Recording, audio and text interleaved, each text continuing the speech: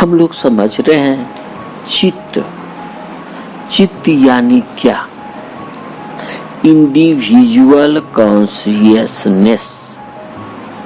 Individual consciousness सभी मनुष्य के अंदर एक ही समान की, एक ही प्रकृति की, एक ही प्रवृत्ति की कॉन्शियसनेस है। सिर्फ अपनी अवस्थाओं को, अवस्था देखेंगे बाद में कि यह अवस्था कैसे बदल जाती है और कैसे सभी के अंदर अलग अलग कॉन्शियसनेस हो जाती है। इसीलिए चित्त को ही समझ लेना बहुत जरूरी है। चित्त को समझेंगे फिर स्वयं को समझ जाएंगे, स्वयं पर विजय प्राप्त कर सकते हैं। जैसे चित्त जो है इसको बोलते हैं इंडिविजुअल कॉन्शियसनेस। आप देखें, आप इसी इंडिविजुअल कॉन्शियसनेस से कोई भगवान महावीर, भगवान बुद्ध, भगवान जीसस क्राइस्ट, जो कुछ भी बनना है यही से तो बना है, यही चित्त की अवस्था से ही बना है, यही चित्त की अवस्था से। आप किन्हीं को ये नहीं समझने लगना कि कुछ और है। देखिए, आपके घर में जब पावर आती है बल्ब जलाने का, तो आप उस पावर से आप 100 वाट का भी बल्ब जला सकते हैं, 10 वाट का भी बल्ब जला सकते हैं और 1000 वाट का भी बल्ब जला सकते हैं। यह आप में वह शक्ति है कि आपको करना क्या है, कहाँ जलाना है, क्या करना है। तो इसे समझने का कोशिश करें तो आप बहुत कुछ प्राप्त कर सकते हैं। 2-3 बातें जान ले। जैसे चित्त की 5 अवस्थाएं हैं। जैसे कहा है मूढ़ चित्त, विक्षिप्त चित्त, क्षिप्त चित्त, एकाग्र चित्त और निरोध। पहले हम बताए हैं निरोध यानी क्या? स्वयं पर विजय प्राप्त कर लेना, अपने अंदर की शक्तियों को जगा लेना। आपके अंदर जो वह कॉन्शियसनेस है, सुपर पावर, कॉस्मिक कॉन्शियसनेस से जोड़ देना। आप में ही वह शक्ति है। चित्त को समझते हैं, जैसे चित्त भी यह देखते हैं, जैसे बोलते हैं प्रमाण, निद्रा, यह सब चित्त की अवस्था है। निद्रा में जाते हैं तो देखते हैं 2 प्रकार का नींद हो जाती है। ऐसे तो तीनों है कि इसको आप जागृत बोलते हैं, तो जागृत को छोड़ दीजिए। स्वप्नावस्था और निद्रावस्था। निद्रा यानी कि गहरी नींद में चले जाना, जिसको बोलते हैं सुसुप्ति में चले जाना। उसमें कुछ भान नहीं होता है, ना ये शरीर का भान होता है, ना मन का भान होता है, ना बुद्धि का कि कितने मोटे हैं, कितने लंबे हैं, कितने चौड़े हैं, ना कोई स्वप्न होता है। ये अवस्थाएं हैं। तो हम देखते हैं जैसे अनुमान प्रमाण में क्या है, आप अनुमान लगा लेते हैं किसी भी चीज को। यहाँ अभी गर्मी है तो समझ जाते हैं कि वो गर्मी का मौसम है। ठंडी आई तो समझ जाते हैं कहीं न कहीं तो बर्फ गिरा होगा, तो आज ठंडी हवाएं चल रही है। पानी आ रहा है, इसका मतलब है अनुमान लगा लेते हैं कहीं न कहीं बारिश हुई होगी। आग लगा है, धुआं उठा है, तो आप समझ जाते हैं कहीं न कहीं वहां पर आग लगा है। तो ये अनुमान प्रमाण होता है। अनुमान प्रमाण के बाद होता है ग्रंथ प्रमाण, यानी कि शास्त्र प्रमाण, जो शास्त्रों के द्वारा कहा गया है कि ऐसा होता है, वैसा होता है, शास्त्रों से समझते हैं। तो आगे देखते हैं कि क्या क्या होता है, क्योंकि ये जानना बहुत जरूरी है। आप इसे जानेंगे तो आगे देखते हैं। और एक चीज और चलेगा इसमें, क्या कि तीन प्रकार की वृत्तियां, जिसको पर वृत्तियां जो है वो तो 52 प्रकार की वृत्तियां हैं, लेकिन ये देखेंगे। ये 3 प्रकार से चलती है। कैसे? जिसको बोलते हैं हम लोग सत्व, रजस और तमस। इन गुणों के कारण, सत्व, रजस, तमस, इन गुणों के कारण हमारी वृत्तियां बदलते जाती है। कैसे होता है देखते हैं। जैसे मूढ़ चित्त, मूढ़ चित्त जब मनुष्य मूढ़ चित्त में होता है, यानी उसके अंदर जब तमस गुण ज्यादा होता है, तमस यानी ये शरीर के ही भान को अपना अपना कहे जा रहा है। ये शरीर मैं हूँ तो मैं ही हूँ, ये शरीर को ही अपना मैं यह शरीर हूँ, मुझसे यह सब होता है, यह सब अपना अपना बनाए जा रहा है। सर्दी गर्मी को समझ नहीं रहा है, अपने अंदर के रोग को नहीं समझ रहा है, मरे जा रहा है, मरो, दौड़े जा रहा है, कभी ये डॉक्टर के पास कभी वो डॉक्टर के पास, दौड़ो। कौन मना किया है? आप हमेशा सोचते रहते कोई अल्लाह मियां आकर के मेरे सर पर हाथ रख दे। आप हाथ धरवाने के चक्कर में भागे जा रहे हो, कभी वो महात्मा के पास कभी वो साधु के पास, बोलते जा रहे हो प्रभु मुझे आशीर्वाद तो दे दो। अरे यही आप देखें कितने लोगों को, कबीर जी को देखें, यही गरीबता को ही उन्होंने अपने हथियार बना लिया, गरीबता को ही अपना सर्वस्व बना लिया और उसी से आगे बढ़ गए। कितने उसी का हथियार बना लिए, कितने इस परिवार से तंग आकर के और जान में हत्या कर ली, और कितने इस परिवार से तंग आकर के और महान बन गए, महान बन गए।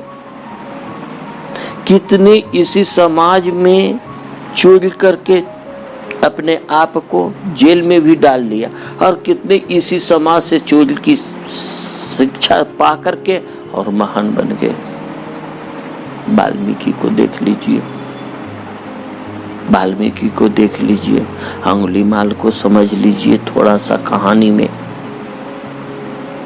कुछ वेदांत हैं उसको समझ लीजिए। हालांकि मैं तो नहीं पढ़ता हूँ, मैं तो जानता भी नहीं हूँ अंग्रेजी और संस्कृत, सिर्फ एक ही जानता हूँ, अष्टावक्र का गीता और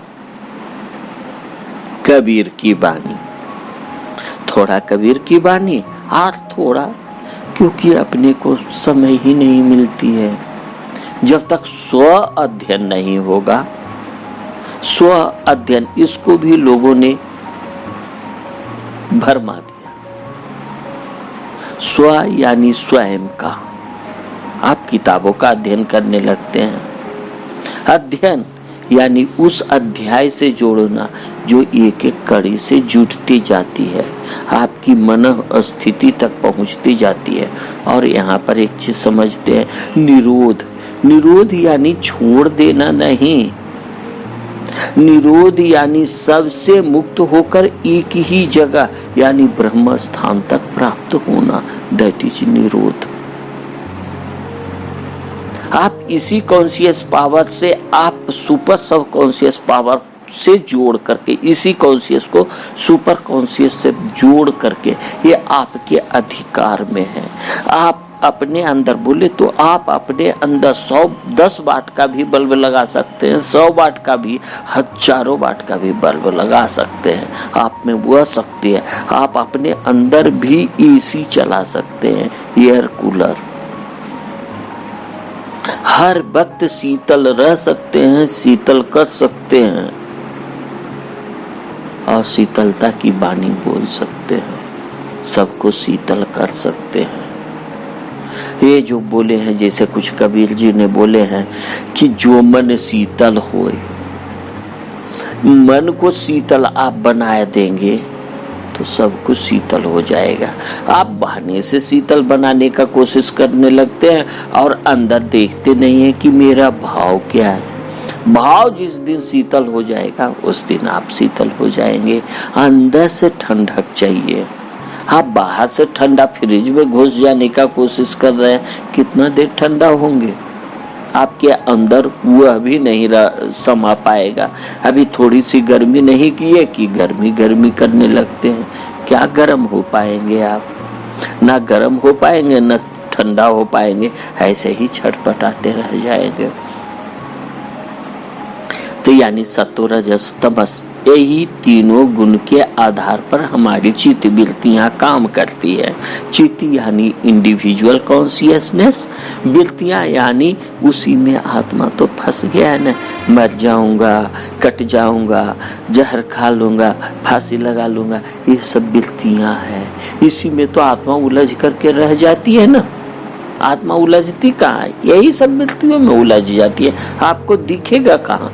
जब तक इस वृत्तियों का निरोध करना, यानी कि जब तक उसको आप समझ करके अपना नहीं बना लेंगे। अब यहाँ पर अपना बनाना यानी कि उसके साथ खेल खेलना नहीं, उसको समझ लेना, उसको जान जाना और उसका निरोध हो जाना। यानी वो आपके अंदर तो है लेकिन वो मृत अवस्था में हो जाती है, मरे हुए अवस्था में हो जाती है। मूढ़ चित्त उसी को तो बोलते हैं ना। मूढ़ चित्त का कहने का मतलब है कि आपके अंदर सत्व और रजस का गुण बहुत ही कम है, यानी ना के बराबर। मूढ़ चित्त की अवस्थाएं कैसी होती है कभी जाने? वो हमेशा ये देखे भागे जा रहा है। ये प्राप्त कर लूं, ये पालूं, ये छोड़ दूं, ये करूं, बस शरीर के द्वारा जो कुछ भी हो रहा है, इसको मारो, उसको पीटो। नींद आता, खूब नींद, गहरे नींद में सो गए, अरे खूब नींद में सो रहे, स्वप्न में जा रहे, कोई लेना देना नहीं कहाँ से स्वप्न आ रहा है, कैसे आ रहा है, किसको मार रहा हूँ, किसको पीट रहा हूँ, क्या खा रहा हूँ, क्या नहीं खा रहा हूँ, कुछ भी मिल जा रहा है, चबाए जा रहा हूँ, पेट में भरे जा रहा हूँ, पेट में दर्द होने लग रहा है, कुछ लेना देना नहीं। दर्द हो रहा है, डॉक्टर के पास भाग रहा हूँ। दैट इज मूढ़ चित्त वाले। उनकी अवस्थाएं जो होता है ना, हमेशा वो घोर निद्रा की तरफ भागेंगे। घोर निद्रा यानी क्या? ये नहीं समझ लेना कि अरे मैं तो कम सोता हूँ, उसको घोर निद्रा नहीं बोलते हैं। घोर निद्रा मतलब कुछ जानना पहचानना नहीं, क्या हम कर रहे हैं, क्या हो रहा है, उससे कुछ लेना देना नहीं, कुछ जानने की जरूरत नहीं। दैट इज मूढ़ चित्त। मूढ़ चित्त वाले ऐसे होते हैं जिसके पास थोड़ा ज्ञान आ जाता है, यानी अपने कॉन्शियसनेस के पावर को, जिनका कॉन्शियसनेस पावर एकदम 10 वाट 100 वाट जलाने की है। यानी बहुत लोगों को देखे होंगे सिर्फ भागे जा रहा है, क्या कर रहा हूँ, ये काम करने जा रहा हूँ, वो करने जा रहा हूँ, काम तो कर रहा है लेकिन क्या मिल रहा है, कुछ लेना देना नहीं। कैसे मिल रहा है? लोभ जगाना, मोह जगाना, ईर्ष्या, द्वेष, इसके अंदर सारे गुण भरे हुए हैं। सारे गुण, लोभ भी कर रहा है, मोह भी कर रहा है, अपने परिवार के पास जा रहा है, चोरी कर रहा है, डकैती कर रहा है, जो कुछ कर रहा है बस कर रहा है, कोई जानने से जरूरत नहीं। दैट इज मूढ़ चित्त। छिप आप अपने आप को भी तोड़ लेना कि आपके अंदर क्या है। क्षिप्त के अंदर की दशा जो होती है उसमें राग और द्वेष होता है। क्षिप्त यानी अपने कॉन्शियसनेस पावर को बढ़ा देना, अपनी कॉन्शियसनेस पावर को थोड़ा ऊपर उठा देना, यानी 1000 वाट का बल्ब जला लेना। उसके अंदर यह गुण तो आता है कि क्या है और क्या नहीं। उसके अंदर राग और द्वेष, सत्व का गुण होता है, रजस का गुण होता है, तमस का भी गुण होता है। तमस गौण में थोड़ा सा छुप जाता है, रजस थोड़ा सा आगे बढ़ जाता है, तो उसे हम क्षिप्त अवस्था कहते हैं। क्षिप्त अवस्था का राग और द्वेष, ईर्ष्या, द्वेष उनके पास भरा रहता है। जैसे खुजली आई, कैसे खुजली कर करके चले गए। खुजली यानी लोभ, अपने अंदर के लोभ को जगाना। लोभ इसको भी कह सकते हैं, मोह कह सकते हैं। अपने शरीर से मोह है, इसलिए आगे विशेष इसके बारे में जानेंगे। ये तो थोड़ा सा अवस्थाएं बता देता हूँ, ताकि आपको आगे बढ़ने में हमें अभी बहुत यात्रा दूरी तय करनी है और आपके अंदर के चक्षु को खोलना है। लेकिन इसमें क्षिप्त अवस्था में आपके अंदर का ज्ञान छुपा होता है, ज्ञान छुपा होता है। सत्व का गुण आता नहीं है, कम आता है। तमस का गुण और रजस का गुण ज्यादा रहता है। वो या तो शरीर के चक्कर में रहेगा, लाभ प्राप्त करना है, हानि प्राप्त करना है, इन सभी थोड़ा सा अपने अंदर की पावर को बढ़ा लेना, यानी थोड़ा सा उसके अंदर अध्यात्म का भी गुण आ जाता है। कभी वो अच्छी बातें भी करने लगता है, कभी यह भी सोचने लगता है कि चलो ये भी गुण प्राप्त करना चाहिए, ये भी बुक पढ़ लेना चाहिए। यानी कभी न कुछ उसके अंदर पावर रहता है। अपने अंदर के चलता एक तरफ नहीं है, एक तरफ भी नहीं। कभी वह मंदिर भी चला जाएगा, कभी घूमने भी चला जाएगा, कभी अपने अंदर भी बैठ जाए। उसको अंदर आने का मार्ग पता नहीं है कि सुख मिलता कहाँ है, यह पता नहीं है। बस कोई चीज मिल गया, कोई वस्तु मिल गया, सुख हो गया। कोई वस्तु नहीं मिला, उसी में रोए जा रहा है। अंदर आने का, अंदर में सुख मिलती है, इसका ज्ञान नहीं है। दैट इज मूढ़ चित्त से थोड़ा सा ऊपर क्षिप्त, यानी उसके अंदर रजस का गुण आता है। विक्षिप्त के अंदर सत्व का गुण आता है। रजस और तमस जाते नहीं है, वो गौण हो जाते, छुप जाते हैं। वो भी समय पाकर उठते ही रहते हैं। इस सत्व के अंदर सत्व की भावना होती है। उनको अध्यात्म का बुक पढ़ने से, समझने से ज्ञान तो होता है, समझ नहीं पाते हैं। कभी समझ लिया, कभी छोड़ दिया, कभी ज्ञान की बातें कर ली, कभी वो भी नहीं है, सब बकवास है। ऐसे ही उनका भी स्थिति रहता है। छोड़ो, ये नहीं, कभी इस पर्रा पर चल दिए, कभी इधर चल दिए, बस भटकते रहते। दूसरों के सुख में अपना सुख देखने लगते। अरे कोई आएगा मुझे सुखी कर देगा, कोई आएगा मुझे ये दे देगा। दूसरों में मांगते रहना उनकी आदत हो जाती है। कोई दे देगा तो मैं सुखी हो जाऊंगा, ये वस्तु मेरे घर में आ जाएगी, कार मेरे घर में आ जाएगा, मैं सुखी हो जाऊंगा। चलो अध्यात्म की बात थोड़ा सा पढ़ लें, पढ़ा लें, सीख लें, सिखा लें। उनको अंदर आने का ये भी पता है कि अंदर से सुख मिलती है। विक्षिप्त लोगों को ये मालूम है, यानी क्षिप्त से ऊपर, ज्ञान से थोड़ा सा ऊपर, विज्ञान बोलिए आप इसको, विक्षिप्त को विज्ञान, जिसको विशेष ज्ञान।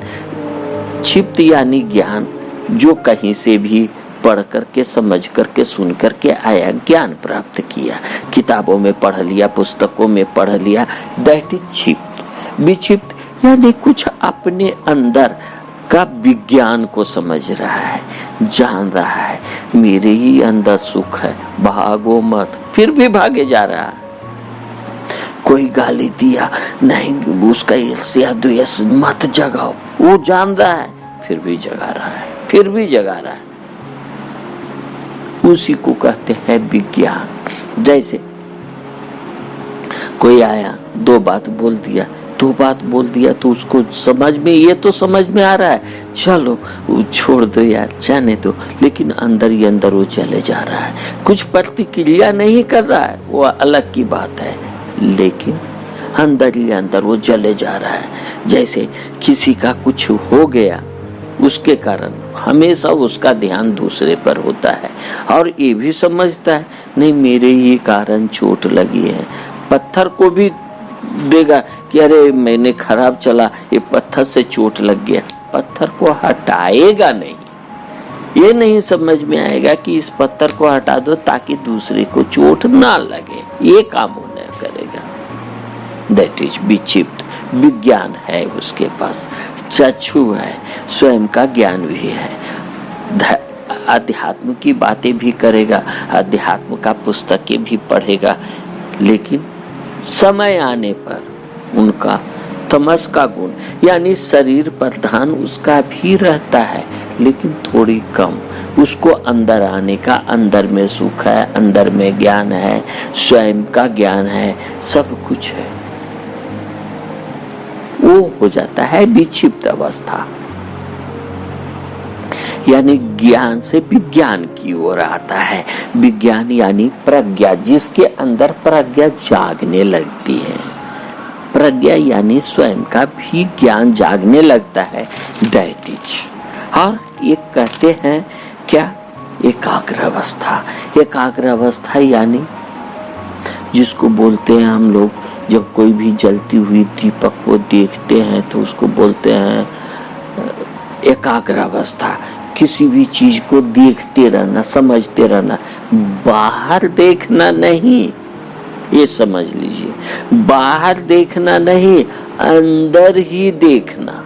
कहीं पर एक जगह बिंदु पर, जैसे किसी ने अपने श्वास पर ही अपना मन को लगाए हुए है, उसके अंदर ये सारा ज्ञान है कि जो कुछ भी है मेरे ही अंदर है। बाहर के बुक को पढ़ने का, बाहर के ग्रंथ को क्या पढ़ने का, लेकिन वो भी पढ़ लेता है। उसके अंदर सत्व का गुण तो बहुत है, लेकिन रजस और तमस जो है, ये सारे गुण जो उनकी बहुत ही कम अवस्था में है, सत्व, रजस, तमस, तीनों गुण। लेकिन सत्व की वृद्धि, सत्व गुणों की जब वृद्धि होती है तो एकाग्र अवस्था, यानी वो अपने अंदर इतना तो जरूर जान लेता है कि जो कुछ भी सुख मिलेगा वो हमारे ही अंदर मिलेगा, कहीं भागने की जरूरत नहीं। जो कुछ भी रोग आया है, आप कभी भी देखें रोग के बारे में, ये आप देखें कि कहीं पर भी पैर में दर्द करता है तो क्या वह दर्द बाहर चला जाता है? दवाई खाते हो तो क्या वह दर्द बाहर चला गया, कहीं और के पास गया?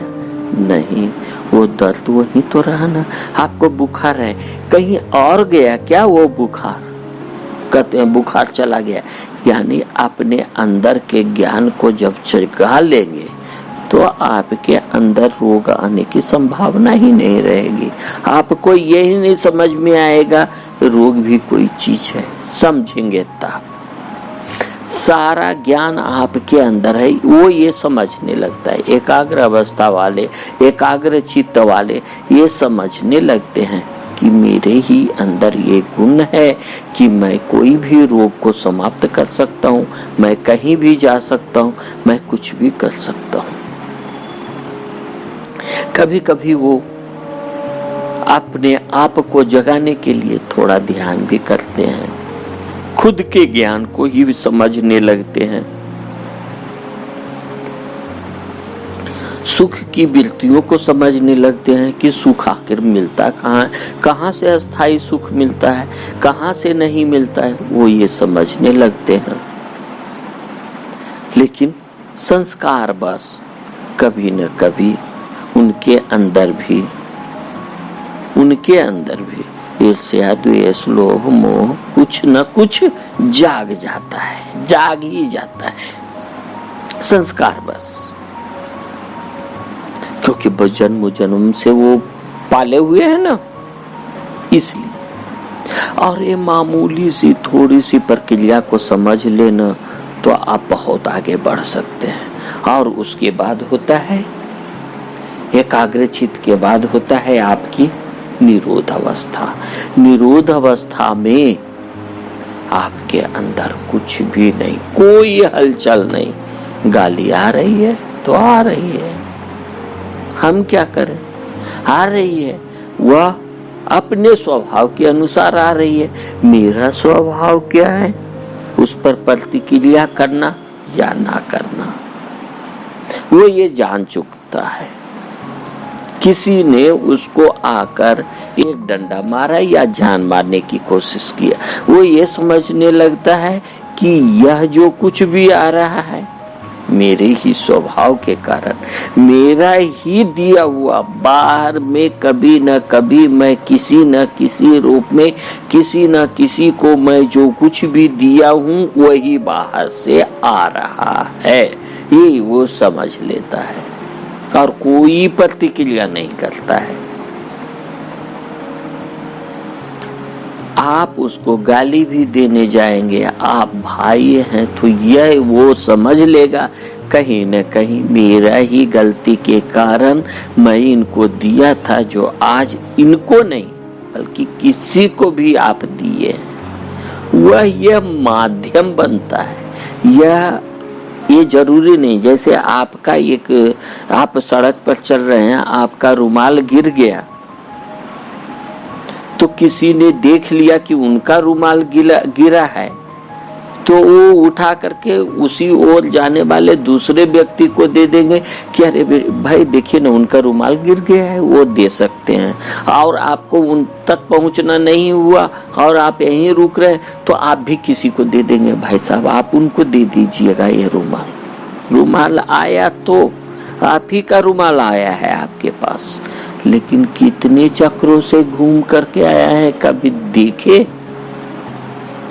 यही जानना, यही परख, यही समझ जिस दिन मनुष्य के अंदर, जिस दिन जिसके पास यही इंडिविजुअल कॉन्शियसनेस आ जाएगा, वह निरोध यानी सारे दुश्मनों को जीत लेना, निरोध कर लेना। आया है अवरुद्ध, आया है दुश्मन, कोई प्रतिक्रिया नहीं करना, आया है तो है।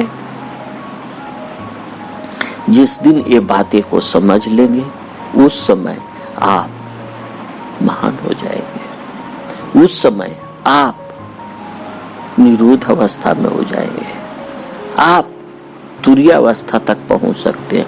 और जिस दिन तुरीयावस्था तक पहुंचेंगे उस समय आप कॉस्मिक कॉन्शियसनेस से जुड़ सकते हैं, कॉस्मिक कॉन्शियसनेस सुपर पावर से आप जुड़ सकते हैं। सुपर पावर तो होता है कॉस्मिक कॉन्शियसनेस से तो आप भी जुड़ सकते हैं। और सुपर क्या है, जब आप छोड़ेंगे तो फिर कहते हैं ना लोग कि ये शरीर नहीं प्राप्त करना, यानी क्या? अरे अभी आप जीते जी ही इस शरीर का रहते हुए भी ज्ञान देख लीजिए, अभी से ज्ञान का अध्ययन करते रहिए ना। ये शरीर में रहने से क्या सुख मिलता है, थोड़ा सा शरीर को छोड़ने का अभ्यास आ जाएगा तब देखेंगे, आप अंदर के आत्मज्ञान को जाग जाएगा तब देखेंगे, और शरीर के छोड़ने की अवस्था के बाद को देखेंगे तब लगेगा सब तो झूठा ही है, सब ये शरीर है। और फिर क्या लगेगा? जैसे थोड़ा सा समझते हैं, हम लोग क्या करते हैं, दूसरे के गुणों को देखने लगते हैं, खुद के अंदर के गुण को देखते नहीं है। यहीं पर हम थोड़ा सा मार खा जाते हैं, समझ में नहीं आने लगता है और हम लोग भटक जाते हैं। यही ना भटकने की क्रिया को ही हम लोग आगे समझेंगे, जानेंगे। धन्यवाद।